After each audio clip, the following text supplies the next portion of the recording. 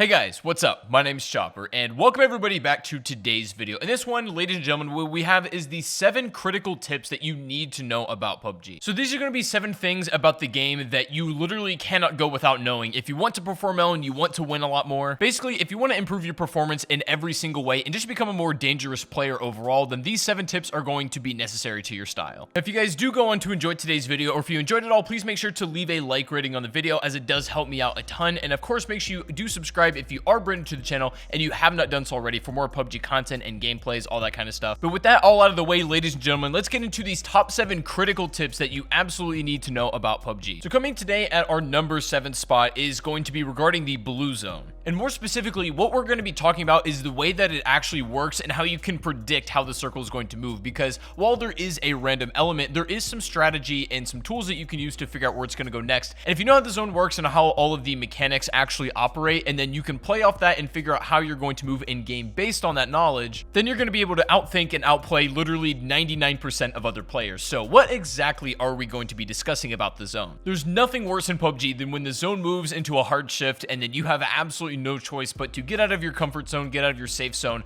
and go to that next safe area. And oftentimes these hard shifts, especially late in the game, are just the death of you because it just ends up being bad luck and you have a really bad position, but you can do a lot to predict these. So let's say, for example, you're playing Erangel and you have a zone that looks something like this. It's going to be a little bit off, but bear with me here. And you have this kind of idea where there's 2 options you could do. You could either stay on your side of the main island or cross the bridge, but it looks like to be about even, so you don't know if you should go. But what you got to know is the next zone is going to be significantly smaller, of course, but also the key thing here is the next zone, every single time a zone spawns, the center cannot be on water. Part of the next safe zone can be like in the water or encompassing it for sure, but the center of that cannot be the water itself. And that is the most crucial thing to know, because once you know that, then this equation gets a lot more easy to figure out. You're going to realize that there's significantly more of a chance that it's going to land on the military base, so that it would be worth crossing over. And that's one of the things that I really feel like 99% of PUBG players actually don't know. It's a very small fact, but it's an important one, that the zone cannot be, the center of it cannot be on water. Now, this rule applies for a couple of other things in the game as well, just less prominently. Like, I believe a zone cannot be the center of a particular building, especially in late game. Using that as a rule is much harder to determine where it's going to go rather than using this water trick. And of course, this does work on every map where there is water. And what this allows you to do is predict that hard shift before it even happens, so you can set up properly. And most players aren't even going to know that's coming. They're going to be sitting there having that debate about whether they should cross or not. And you're already going to be 2 steps ahead of them. You're going to be set up whenever the next safe zone pops, and likely you'll have significantly better odds of winning just because you'll be in a much better position. And that's what it really comes down to if you're going to be winning a lot of matches. Coming at the number 6 spot, guys, is going to be a quick tip that you need to know about the new BRDM vehicle. Now, as soon as this hit the game, this was deemed obviously the most overpowered vehicle that the game has ever seen, and for good reason.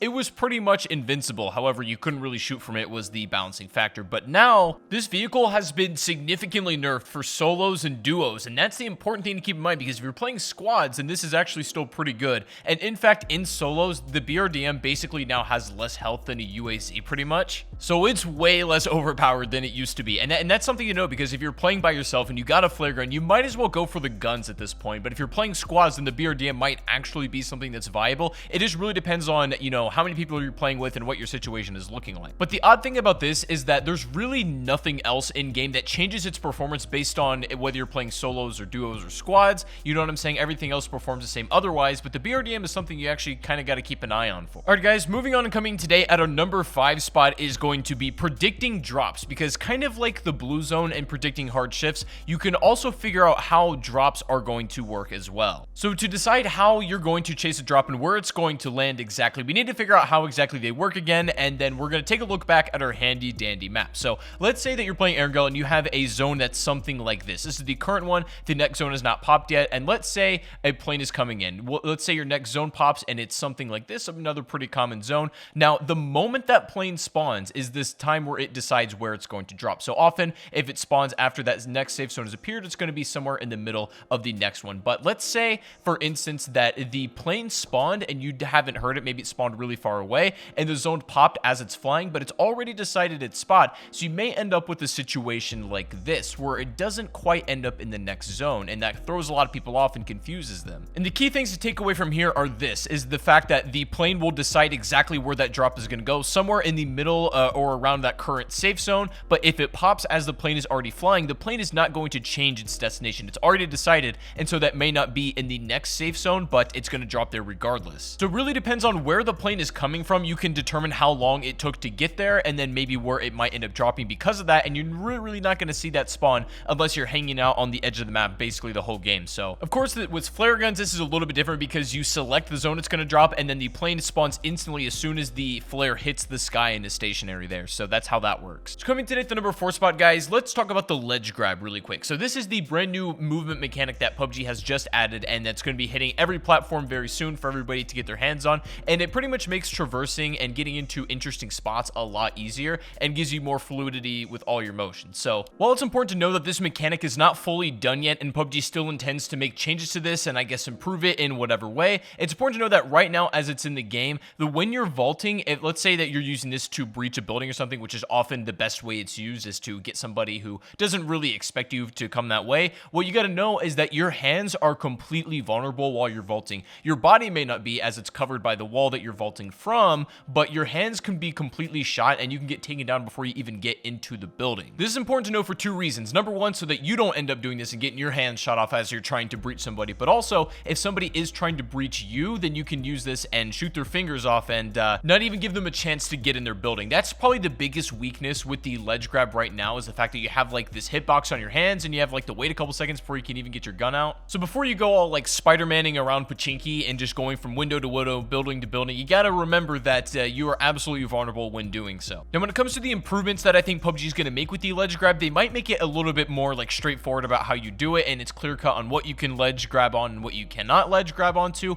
And also I think they're going to make it to where you can like hang on stuff, or at the very least hold a ledge where you're not actively moving up or down, or you know what I'm saying, like you're kind of just in the middle and you can stay there for as long as you like until you decide what direction you want to go. So that's what I think they're going to go with it, but I'll update you guys when I know for sure. Coming at the number 3 spot is the brand new healing mechanic that just got added as well, similarly with the ledge grab. Now the fact is, now in PUBG we can heal while moving. Obviously it's a very slow move, it's just simply walking, but still you can actually put on some distance while you're popping a med kit or a first aid or something. And it might just seem like yeah, it's whatever, it's not really that big of a deal, but the way to use this properly, the way that you can get the most out of being able to get that distance while healing, is that this is now the best safety against grenades. So if you take some hits and then you're behind a rock, your enemy's going to nade you to finish you off, you can now walk a couple of feet in order to get out of that blast radius, which you'll be surprised about how effective it is in doing that. Before the patch, you could take like 1 or 2 steps and move around a little bit before it cancels the effect, but now this is what you need to do in order to avoid grenades. It's the best way to sort of not die by these anymore. It's a way that Battlegrounds has effectively nerfed grenades without actually nerfing the grenade itself, and it's absolutely great. Just as a side note though, I still don't think nades are perfectly balanced in the game. I still think they could use a little bit of work, but at least this is a step in the right direction. Baby steps, guys. Coming today at the number 2 spot, guys, is going to be about your early game looting. Now this is a mistake that pretty much everybody makes from one point or another. All of us have accidentally done this when it comes down to it, just because it's such an easy mistake to make, and this is going to be like just like picking stuff up while you're being chased, and this is the worst thing that you can do. Let's say your enemy finds a gun first and you're being chased, you're looking for anything, and you find like meds and like useful things along the way but not a weapon.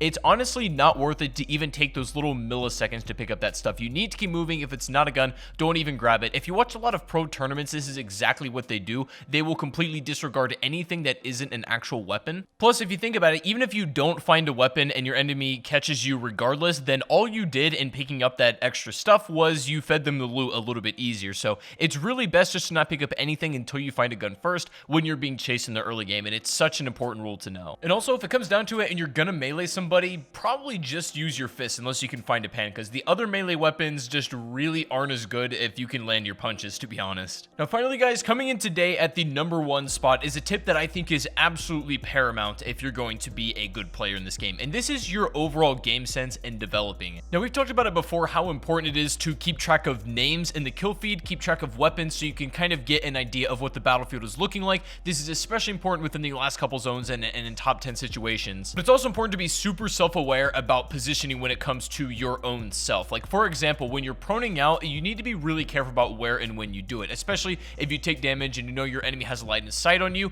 If you prone out in the grass, you may look like you're safe on your screen as the foliage is surrounding surrounding you. But the thing about Battlegrounds is that the grass only renders for about 100 or so meters, give or take. And so what that means, it looks like you're safe on your screen, you're pretty hard to spot within all the grass and shrubbery, but to the enemy who's spotting you from far away with maybe a sniper rifle, that you're just laying on flat ground and you're not covered by anything at all. So you kind of have like this weird sense of security that isn't real. And this is really important in both third and first person perspective. In third person, you can have a little bit more awareness about where your character is positioned and, you know, how you're based on against other players. But in first person, it requires a little bit more forethought depending on where you're going to be going and how you're going to set yourself up. Putting in a better effort to know these things and figure them out and apply them to your game is going to make you a much better player overall in the long run. And the more these things you know and start applying at once, the faster your gameplay is going to improve. So I really recommend that you apply to this as much as you possibly can. But anyways, guys, that is going to be the 7 critical things that you need to know about PUBG. And I really hope this did help, and I hope you guys enjoyed the video. Now, while you're watching this, I'm still going to be on my trip in Texas, so videos on the channel might be a little bit slower, but I'm still going to have some content while I'm gone, and then I'll have plenty of videos, of course, when I get back home. But thank you guys so much for the support on the videos and the channel overall recently. It does mean the absolute world to me, and you guys are insane. Really out here holding it down for the boys. But if you guys did enjoy today's video, please make sure to leave a like rating before you go. Subscribe to the channel if you are brand new. Also, check the link in the description and go subscribe to my second channel if you have not done so as well. And without further ado, I'll see you guys on the next stream or the next video. Take it easy and peace out.